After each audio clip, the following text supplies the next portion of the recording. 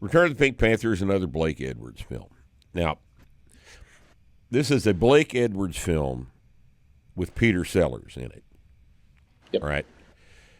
Now, if you've got Blake Edwards and you've got Peter Sellers working together, then what you've got is not like another comedy.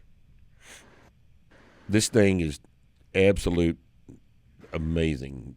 Peter Sellers is amazing. We'd already talked about what a genius he was. But this showcases his genius for comedy in a way that nothing else, as far as I'm concerned, nothing else. Now there'll be people that say that that Dr. Strangelove is his primary comedy vehicle, but I don't. This like is Return of the Pink Panther is actually no shit a comedy, and it's a damn good one. So is the Return of the Pink Panther the second one in the series? No, it's about the fourth or fifth one in the series. Fourth, fifth one. So when it started out, this guy David Niven was supposed to be the character. He was he was going to be, but then because he'd been the original Clouseau, but Peter Sellers took over, and everybody focused on his character, and then all those movies became about him. It started a huge franchise. It was a huge franchise for the time. And Peter Sellers was, a lot of people didn't know who he was before this film. This is a 1975 movie. And, it's got a bunch of important people in the damn thing. Christopher Plummer's in it. And, it would have been 12 years after the... And Peter Sellers and Christopher Plummer. And the beautiful Catherine Schell. And then all of the standard guys that always appear in Blake Edwards movies. Sure. Herbert Lom and the waiter, the guy that's always the waiter, so the key to Peter Sellers is like any great comedian, he doesn't pretend to know. He doesn't show that he thinks he's funny.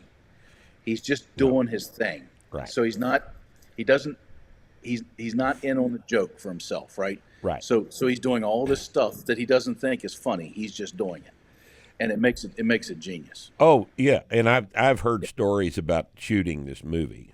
That they had a lot of problems with having to do second and third takes on some of this shit because the fucking crew couldn't not laugh because like that scene where he's in the guy's house, he's making fine adjustments on he's a telephone repair guy.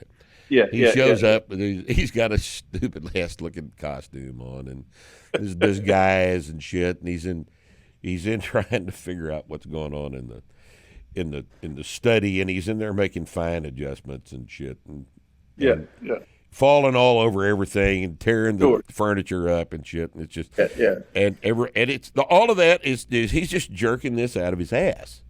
Sellers just invented all of that stuff, and they had an idea how they blocked the scene, but all the shit that he did, he just created it right then, and everybody's going nuts because it's just so damn funny. Physical comedy is easy, right? It's just not easy. And, no. And every time you screw up a scene, you got to reset all that shit. So he's got to work up that same energy to get the next cut, right? Well, and what about replacing all the props 2 or 3 times? So this thing was probably done in one take. It had to have been done in one take because so I don't know that I believe the story about the damn crew, having to do 2 and 3 takes because you can't do it with all the props. I think when the other actors crack up is when it's genius, right? It's when they're so into it and they're so relaxed in the role that they start laughing at each other. Right.